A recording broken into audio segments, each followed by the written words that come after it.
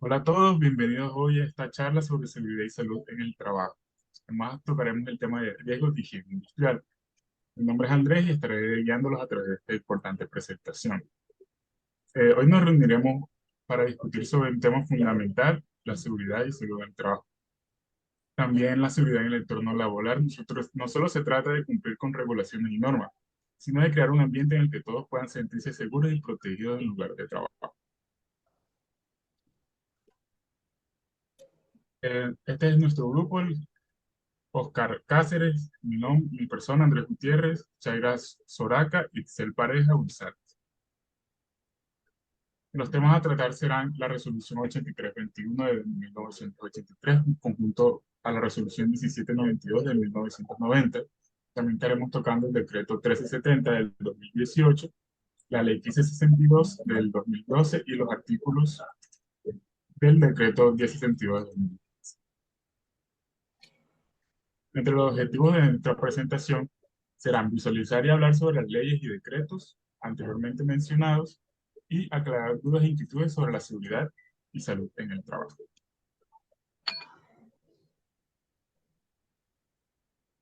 Bueno, buenas noches. Me presento, mi nombre es Oscar Cáceres y vamos a estar tratando sobre la resolución 8321 de 1983. Bueno, entonces entrando en materia, esta resolución ¿de qué nos habla? De la protección y conservación de la audición por emisión de ruido en lugares de trabajo. Entonces, para hablar primeramente que todo de ruido en los lugares de trabajo, nosotros tenemos que tener algo en cuenta que se llama contaminación auditiva. Y se dice que la contaminación auditiva es el conjunto de sonidos ambientales que recibe el oído. Estos pueden ser de gran cantidad o de muy alto nivel. O sea, todo esto va a depender del sitio donde nosotros nos encontremos. Puede ser en calle, puede ser en el hogar, puede ser en el trabajo, ¿sí? Dependiendo del sitio donde nosotros vamos a encontrarnos. Lógicamente que nos vamos a enfocar en la parte del trabajo, en la parte laboral. Entonces, ¿qué se dice? Que el ruido ocasionado por actividades humanas, ¿sí? Produce un aspecto negativo sobre la salud auditiva, física y mental. Y fíjese algo importante, no solamente estamos hablando de la parte física, ¿sí? Sino también de la parte mental, ¿sí? De la parte psíquica. Entonces, de una u otra manera, el ruido nos está afectando en varias áreas de nuestra humanidad. Entonces, esto va a traer unas consecuencias a corto, a largo o a mediano plazo, ¿sí? ¿Y qué es lo que nos va a llevar a eso? A una posible sordera. Y tengamos en cuenta que la sordera hoy día, ¿sí? Por legislación laboral está catalogada como enfermedad laboral. Entonces, esta sordera nos puede traer unos efectos psicopatológicos.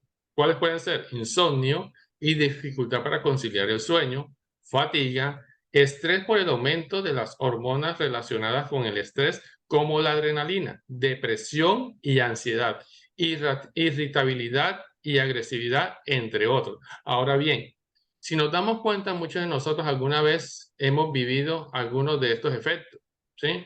De pronto cuando vamos pasando por un sitio, hay mucho ruido, de pronto tú estás en tu casa y el vecino de al frente o el vecino de al lado te coloca un bafle a todo volumen y tú estás estudiando, no te deja estudiar.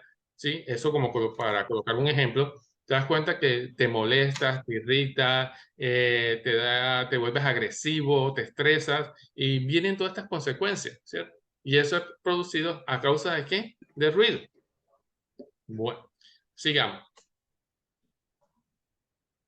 Entonces, vamos a tener en cuenta con la resolución, ¿sí?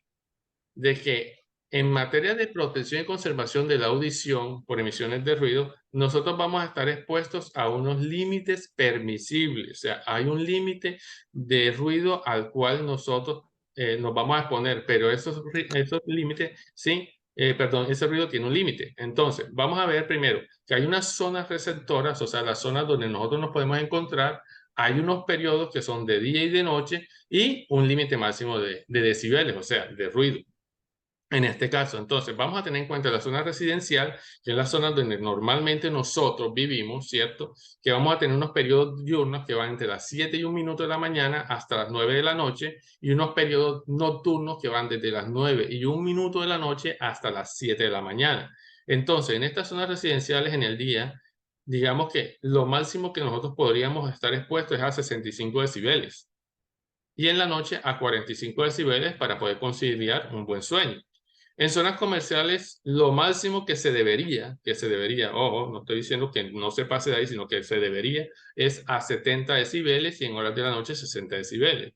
En zonas industriales, ¿sí? Que son las zonas donde normalmente nosotros laboramos, ¿sí? Donde están las industrias, ¿sí? La fábrica, debería ser una exposición no mayor a 75 decibeles en el día, 75 decibeles en la noche.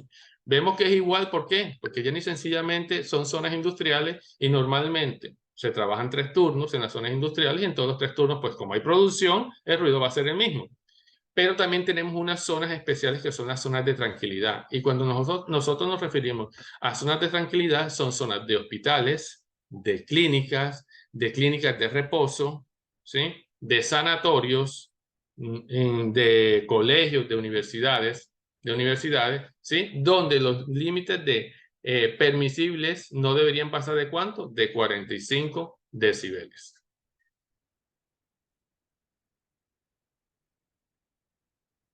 Ahora bien, si nos vamos a la parte laboral, vamos a irnos a la parte laboral, dése cuenta que en la parte, digamos, de la seguridad vial, donde se trabajan con vehículos, también con los vehículos hay unos niveles máximos permisibles para cada uno de ellos. Y estos van de acuerdo al tipo de peso, o sea, las toneladas de peso de cada vehículo, también van a tener conforme sus niveles de ruido, y los cuales pues tampoco deberían pasarse esos límites. Ejemplo, un vehículo de 2 toneladas normalmente no debería pasar de 85 decibeles, ¿sí? Porque es un vehículo liviano, entonces debería ser menos ruido. No debería pasar de 83 decibeles. Un vehículo que va entre las 2 y las 5 toneladas no debería pasar de los 85 decibeles. Y un vehículo de más de 5 toneladas no debería pasar de los 92 decibeles. Mire que la moto, que es más pequeña, ¿sí? A comparación de un vehículo menor de 2 toneladas, pues son 86 decibeles. Y mire que es un poquito más alta que el vehículo inferior de las 2 toneladas. Pero mire que normalmente las motos hacen mucho más ruido que un vehículo, ¿cierto? Ahora es más adelante vamos a estar viendo cuáles son esos niveles máximos y el tiempo de exposición al que nosotros debemos estar expuestos. Bueno, siguiendo tenemos los valores límites permisibles para ruido de impacto. Y tengamos en cuenta que los ruidos de impacto son ruidos de golpes, ¿sí? De golpes. ¿Dónde vemos normalmente estos ruidos? Cuando usted toma un martillo y martilla la pared, toma una porra, no sé cómo le llaman, una porra, una mona, dependiendo de la región de Colombia, es como la conocemos. Y cuando nosotros empezamos a romper concreto, romper paredes, estos son tipos de ruidos de impacto. Aparte de eso, los de impacto también lo hacemos con martillos neumáticos. Hay zonas donde hay unas pequeñas motoniveladoras o unas pequeñas retroexcavadoras que se llaman Bobcat, ¿sí? Esas Bobcat también hacen su vez de martillo neumático. Hacen mucho ruido, la verdad es que hacen mucho ruido. Pero mira acá la tabla que nos dice, que acá vamos a mirar el nivel de ruido en decibeles versus el número de impactos, ¿sí? El número de impactos. Entonces, mire que tenemos una frecuencia en decibeles de 140 que es bastante alta y nos dice que si nosotros vamos a estar expuestos a esta cantidad de decibeles, lo máximo en impactos en una jornada laboral de 8 horas deberían ser solamente 10 impactos. 130 decibeles, 1000 impactos, y 120 decibeles, 10.000 impactos. Pero ustedes dirán, no, pero 10.000 impactos es mucho. Si nosotros lo vemos en un martillo neumático, en un Bobcat, 10.000 impactos no se llega ni siquiera ni a las 2 horas de impacto, ¿sí? Porque lo hace el impacto de tal rapidez que esos 10.000 impactos se van rapidito, ¿sí? Pero es un ruido tan tedioso, tan fastidioso que usted en poco tiempo de estar expuesto, usted se satura. Entonces, por eso es que nos dicen, ojo, miren, una jornada laboral de tantas horas, usted no puede estar expuesto a más de tantos impactos, ¿cierto? Entonces, en la siguiente ficha vamos a ver otras cositas con respecto a este tema, y es que nos lleva a qué, ahora sí, a esos valores límites de ruido cuando es continuo o es intermitente. Listo, vamos a tomar como base la jornada laboral de 8 horas. Entonces, ¿qué nos dice? Que si nosotros tenemos una jornada máxima de 8 horas, nosotros no podríamos estar expuestos a más de 90 decibeles de ruido en esa jornada, ¿sí? Es más, debería estar entre 7 y 8 horas, nunca más de las 8 horas. Pero a medida que va subiendo los decibeles, inversamente proporcional al ruido, disminuyen las horas de exposición. En este caso, si aumenta los decibeles, en este caso 92, entonces fíjate que mira la tabla, disminuye las horas de exposición. Entonces, para 92 decibeles, tendría que estar en una exposición entre 4 horas y media y 6 horas para una jornada laboral de 8 horas. Si tenemos 95 decibeles, tendría que ser entre 3 horas y media y 4 horas de exposición para la misma jornada de 8 horas. Aumenta 97, máximo 3 horas de exposición. 100 decibeles, 2 horas de exposición. 102 decibeles, hora y media de exposición. 105 decibeles, 1 hora de exposición. 110 decibeles, 30 minutos de exposición. Imagínate, 110 decibeles ya disminuye solamente a 30 minutos de exposición en 8 horas de trabajo en esa jornada. Y vea, 115 decibeles solamente 15 minutos o menos. Dese cuenta, ¿sí? ¿Cómo influye bastante eso? Entonces, teniendo todo en cuenta esto, muchachos, entonces uno dice, bueno, ¿y cómo medimos eso? ¿Cómo nos damos cuenta y le podemos hacer seguimiento a este ruido? Nosotros, normalmente se utiliza un aparatico que se llama sonómetro o dosímetro, con que se miden esa intensidad o esas frecuencias de ruido. Ahorita más adelante vamos a mirar ese videito, ¿sí? Pero entonces, ¿qué quiero, muchachos, de pronto aclararles antes de eso? Que la misma legislación, ¿a qué nos lleva? A que las empresas hagan campañas o hagan el seguimiento a través del sistema de gestión de seguridad y salud del trabajo para evitar de que se generen enfermedades laborales por ruido, ¿sí? Y la misma resolución 1072 lo dice, ¿sí? Y lo que nosotros buscamos con todo esto es que en ninguna manera pues vayamos a generar ese tipo de enfermedades laborales. Bueno, entonces, ¿qué más nos dice la legislación? Que es importante, aparte de contratar empresas especializadas en hacer estas mediciones, ¿sí? Con esos equipos que estén certificados, calibrados, desde la misma empresa es realizar los exámenes laborales. Súper importante, de ingreso, periódico y de egreso. ¿Para qué? Para garantizar de que la persona no va a tener ningún tipo de problemas auditivos. Segundo, hacer anual mínimo una vez al año, ¿sí? Un estudio de ruido. ¿Sí? Eso normalmente se hace por medio de las ARL o se hace por medio de empresas especializadas. ¿Para qué? Para evitar de todas maneras de que se generen como es que enfermedades laborales. Ahora bien, a través de la GTC 45, por medio de la matriz de riesgo, también nosotros le hacemos seguimiento, ¿cierto? Ahora, teniendo en cuenta la GTC 45, ¿qué vamos a hacer? Vamos a tener en cuenta la jerarquización de controles y tenemos que empezar por la eliminación o sustitución. Pero listo, digamos que no se puede eliminar o no se puede sustituir en ese momento ese riesgo, ese peligro. Entonces, ¿qué vamos a hacer? Vamos a buscar una manera a través del control de ingeniería para minimizar el riesgo, ¿sí? A través del control de ingeniería, siguientemente los controles administrativos y ojo, lo último y no menos importante es el uso de los elementos de protección personal. Pero lo que primero nosotros como higienistas tenemos que atacar es la fuente, ¿sí? La fuente de ruido en este caso. Es lo primero que tenemos que atacar. Seguidamente a eso, el medio donde se genera. Ahora, ya lo último sería la persona, ¿cierto? Que es cuando vamos a utilizar los elementos de protección personal. Pero lo ideal es vámonos directamente a la fuente. Ahora sí, entonces yo quiero que veamos un videito que tenemos aquí más adelante donde vamos a mostrarles qué es y cómo se utiliza el dosímetro. En este vídeo le presentamos el dosímetro de ruido PCE-MND10. Bienvenidos a PC Instruments, su proveedor de instrumentos de medición para industria, comercio e investigación.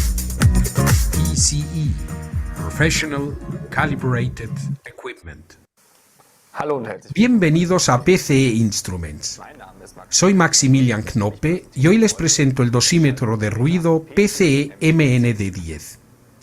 El dosímetro de ruido PCE-MND10 mide en un rango entre 70 y 140 decibelios con las ponderaciones de frecuencia A, C y Z. Puede trabajar virtualmente con 3 dosímetros que mide simultáneamente.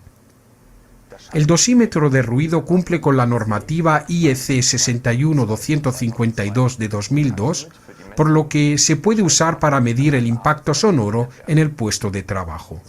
El dosímetro de ruido se utiliza para la seguridad laboral. El acumulador integrado de 170 mA garantiza una autonomía de mínimo 15 horas. El dosímetro se sujeta con unas pinzas de cocodrilo en la ropa del empleado o empleada.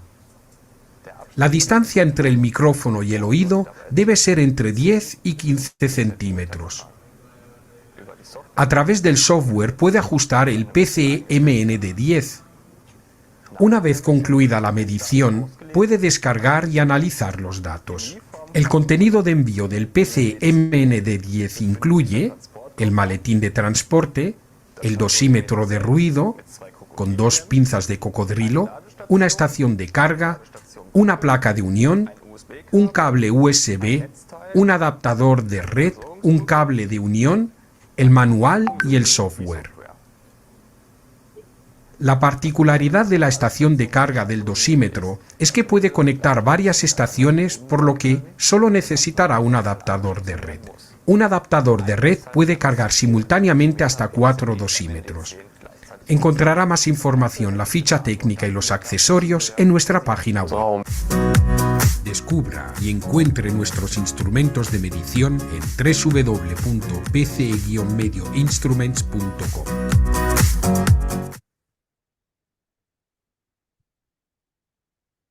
Listo, muchachos. Entonces, eso era como que lo que quería mostrarles con respecto al dosímetro.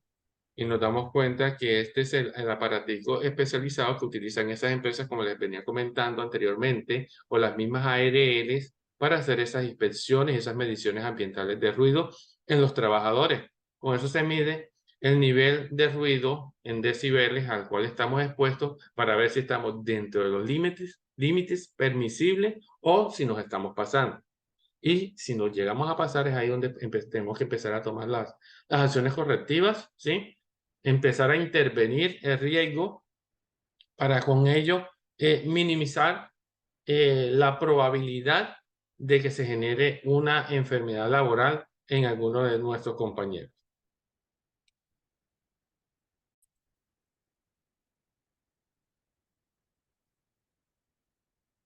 Hola, buenas noches a todos. Mi nombre es Itzel y les vengo a hablar sobre la resolución 1792 de 1990. Dice, el Ministerio del Trabajo y Seguridad Social, Ministerio de Salud, por la cual se adoptan valores límites permisibles para la exposición ocupacional al ruido. Considerando que existen normas legales dictadas por los Ministerios de Trabajo y Seguridad Social y de Salud que establecen valores límites permisibles para la exposición al ruido.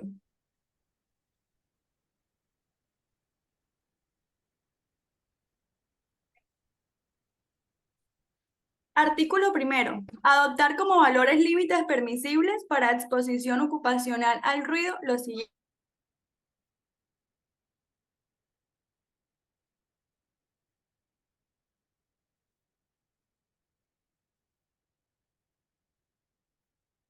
Bueno, de pronto acá tenemos aquí un pequeño inconveniente con Incel. Listo, vamos a darle acá el apoyo. Entonces, de pronto esto es lo que estamos hablando, lo que estamos hablando al principio, ¿cierto? Que acá la resolución es clara cuando nos dice que tenemos unos límites permisibles. O sea, por ley, por legislación, las empresas tienen que garantizar, ojo, deben garantizar que para una jornada de 8 horas diarias no se puede pasar de unos límites permisibles. No se puede pasar. En este caso, ¿qué? De 85 decibeles. Entonces, mire que la legislación en este caso es clara cuando dice, para exposición durante 8 horas. 8 horas, ¿cuánto? 85 decibeles. Pero que si esos decibeles van en aumento, en el caso de 90 decibeles, mire que ya no está reduciendo, se reduce la jornada laboral solamente a 4 horas. ¿Sí? Que son 95 decibeles, ya se reduce solamente a 2 horas. Y estamos hablando de 2 horas en una jornada laboral de 8 horas. No es que usted va a tener una jornada laboral solamente de 2 horas, no. Nosotros vamos a tener nuestra jornada laboral normal de 8 horas solamente, que ese es el tiempo que vamos a estar expuestos a ese ruido, a esos decibeles. Entonces, mírate que para 100 decibeles solamente 1 hora, para 105 media hora, para 110 un cuarto de hora o 25 minutos, ¿sí? Y para 115 decibeles un octavo de hora, que vienen siendo aproximadamente ¿cuánto? 12 minutos, ¿sí? O menos. Entonces, la legislación en este caso es muy, muy clara y quiero que lo tengamos ahí en cuenta. Y no estamos diciendo es que se nos reducen las horas de trabajo, no, no, no, no. Una jornada laboral común y corriente. Solamente estamos hablando de la exposición al ruido en este caso, que según el número de decibeles, a mayor decibeles, menor tiempo de exposición. Es lo que quiero que tengamos en cuenta. ¿Ok? Entonces seguimos con la siguiente parte.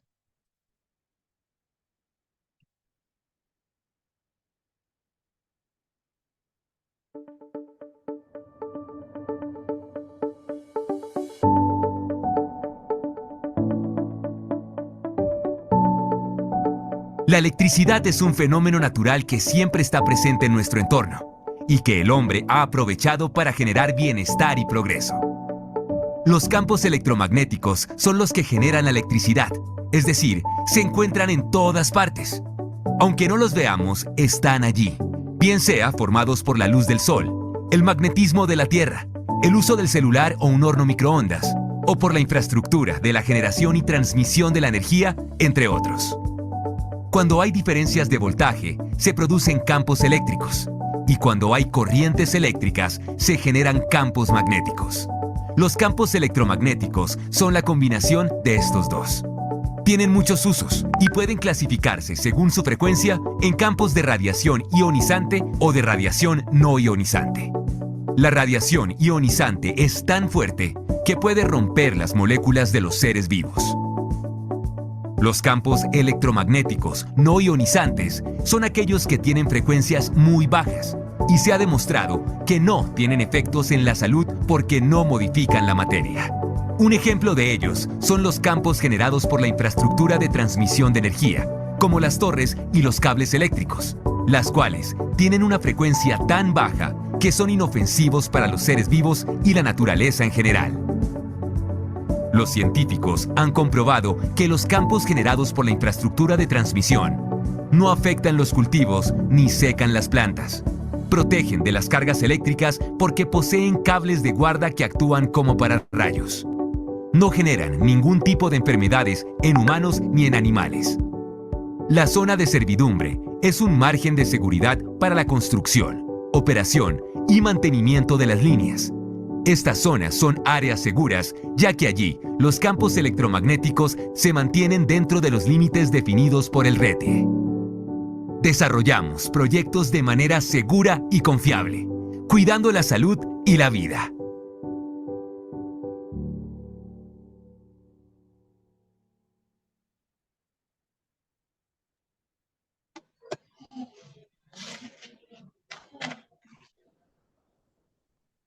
Hola, mi nombre es Shaira y voy a hablar sobre el decreto 1370 del 2018, por el cual se dictan disposiciones relacionadas con los límites de exposición de las personas a los campos electromagnéticos generados por estaciones de radios de comunicación. Todas las personas deben gozar de un ambiente saludable y también corresponde a los estados de prevenir y garantizar la seguridad de todas las personas.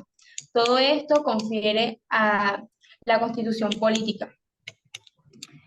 Se van a tratar los temas del decreto tanto de objeto, ámbito de aplicación, definición, límites máximos de exposición, superación de los límites, plazos de cumplimiento, vigilancia y control, evaluación de los límites y requisitos que requieren este decreto.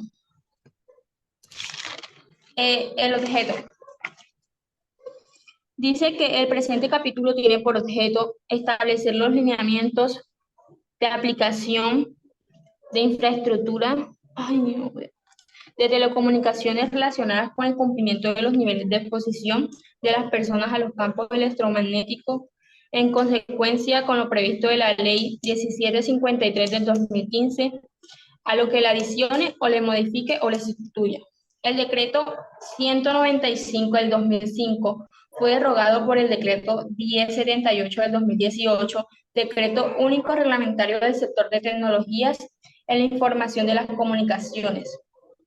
También persiste una creciente demanda de servicios de telecomunicaciones por parte de la población, que ha llevado a construcciones de un elevado número de instalaciones radioeléctricas que generan emisiones de ondas electromagnéticas que tienen una tendencia que se mantendrá a futuro ante el desarrollo de nuevas tecnologías y aplicaciones, siendo necesario adoptar medidas que contribuyan a mantener y mejorar los niveles de cobertura y calidad de dichos servicios y garantizar el acceso a todas las poblaciones y personas.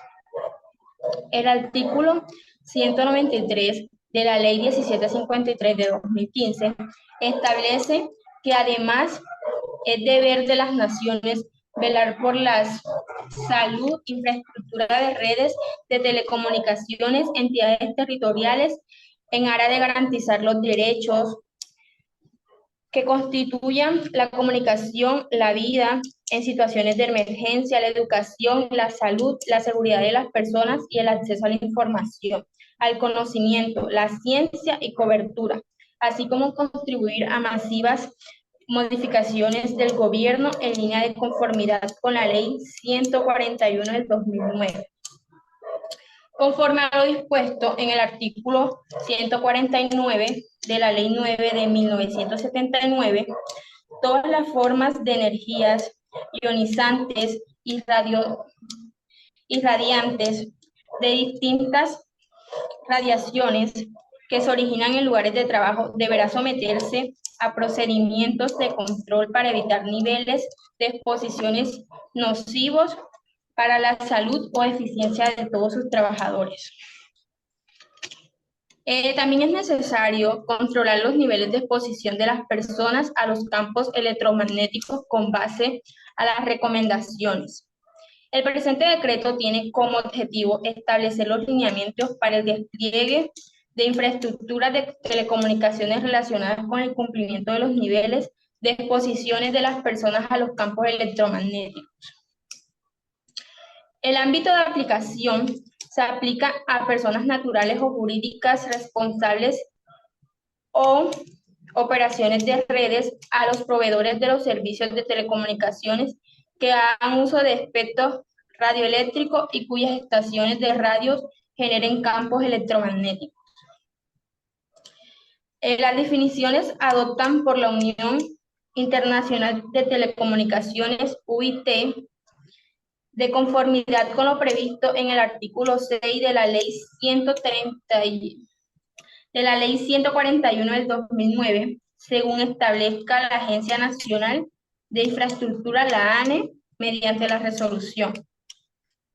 Los límites máximos de exposición de las personas naturales o jurídicas responsables de las operaciones de las redes, los proveedores de servicios de comunicaciones que hagan uso del espectro de radiaciones eléctricas, cuyas estaciones de comunicaciones generen campos electromagnéticos. Deben asegurar que las distintas zonas de exposición de campos electromagnéticos y los niveles de emisiones de sus estaciones no excedan el límite máximo de las radiaciones.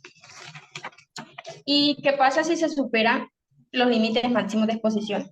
En caso de que alguna zona ocupacional, el nivel de exposición llegase a ser mayor, la unidad debe medirse el nivel de la emisión de cada fuente radiante o estación de radioeléctrica e identificar cuáles de ellas superan los límites máximos de exposición, que corresponden a las frecuencias de operaciones.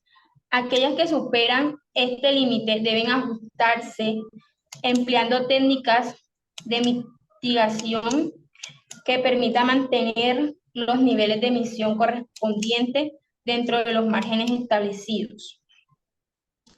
También la ANE, mediante la resolución, establece que el proceso para definir las técnicas es la mitigación.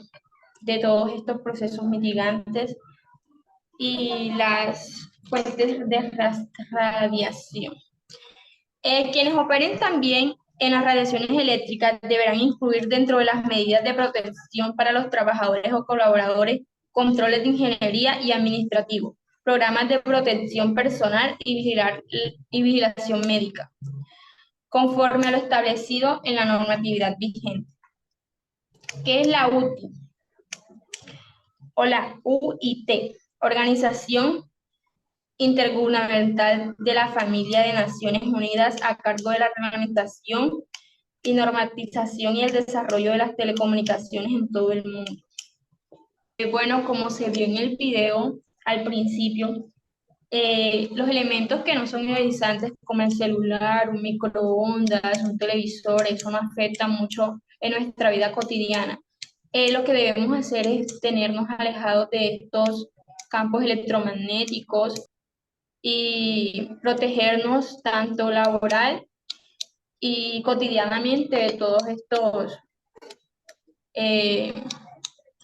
todas estas radiaciones que nos afectan a nivel sí, del cuerpo y de nuestra mente. Ya. Buenas noches, me vuelvo a presentar. Mi nombre es Andrés y estaré conversando con ustedes un poco sobre el decreto 1072 de 2015, el cual establece regulaciones relacionadas a la seguridad y salud en el trabajo. Veremos en especial 3 artículos del capítulo 6. Este capítulo se enfoca en la gestión y la seguridad en la salud en el trabajo. Vamos a observar el artículo 2.2.4.6.1.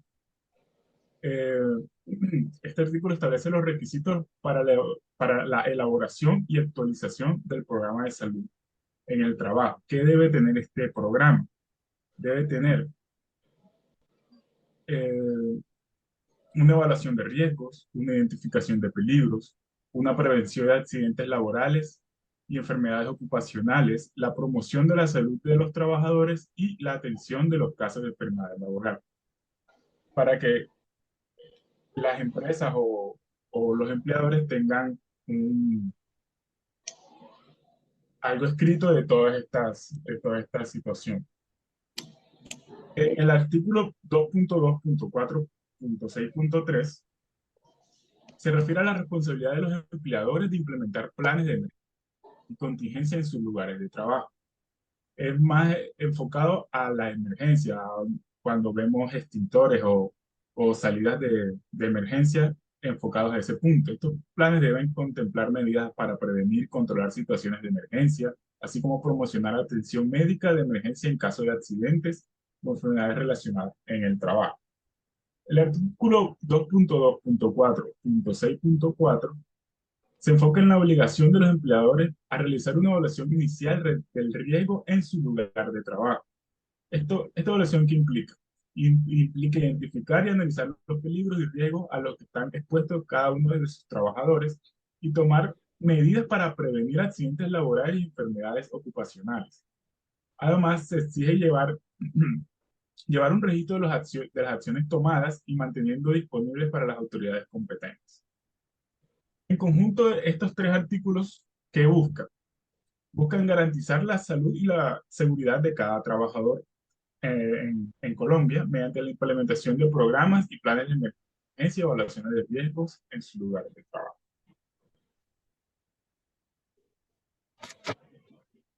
También tenemos que hablar de este ciclo muy importante, PBHA, que es un proceso utilizado en la gestión de seguridad y salud en el trabajo que consta de 4 etapas. 1, planificar. 2, hacer. Verificar y actuar. En pocas palabras, se refiere a la planificación e implementación de revisión y mejora continua de medidas de seguridad y salud laboral en una organización, empresa o establecimiento. ¿Para qué? Para garantizar un entorno de trabajo seguro y saludable. No es un proceso que se ejecuta una sola vez, sino constantemente, con el fin de ir mejorando cada vez.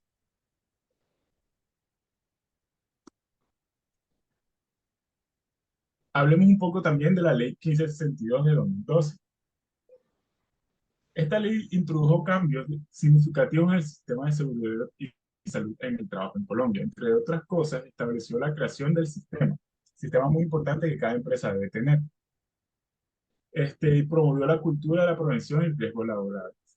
También definió lo que sería la enfermedad laboral.